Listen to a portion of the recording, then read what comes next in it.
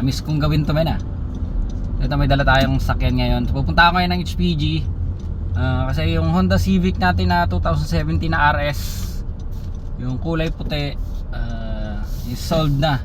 So financing kasi to. So dadalhin natin ngayon sa HPG para mapa-stencil na. So matagal-tagal ako hindi nakagawa ng content ang ganito sa mga sasakyan na.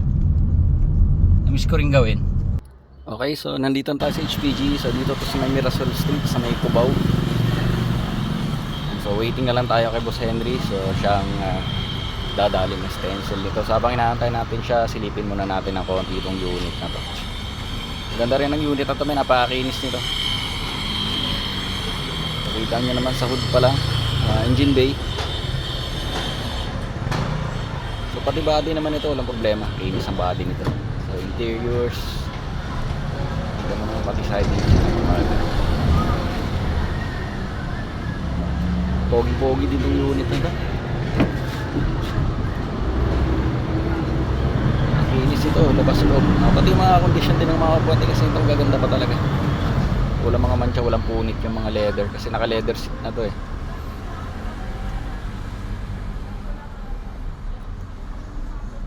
Okay, so goods na goods. Tingnan din natin dito sa kabila. So yan, napakakinis din. Guwapo nitong unit na to.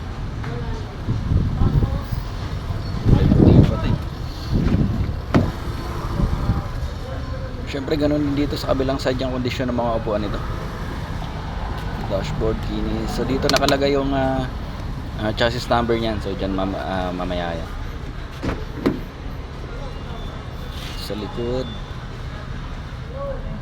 alright, napakalinis, napakaganda ng unit.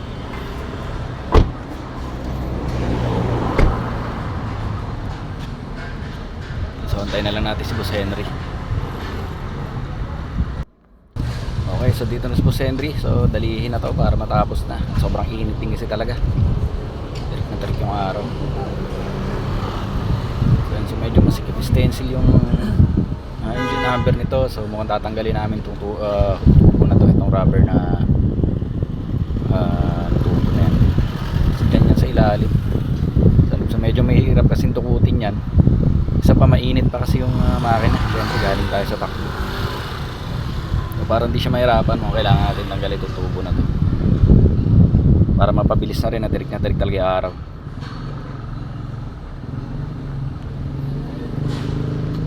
So inunan niya na nga yung chassis number nito kasi madali lang naman chassis nito, nandito sa loob. Wala ka nang kailangan makutubot. So pauli na lang natin yung engine number. Yan, so inikot niya muna natin ang pwesto to. Binaliktad natin kasi sobrang init talaga, grabe.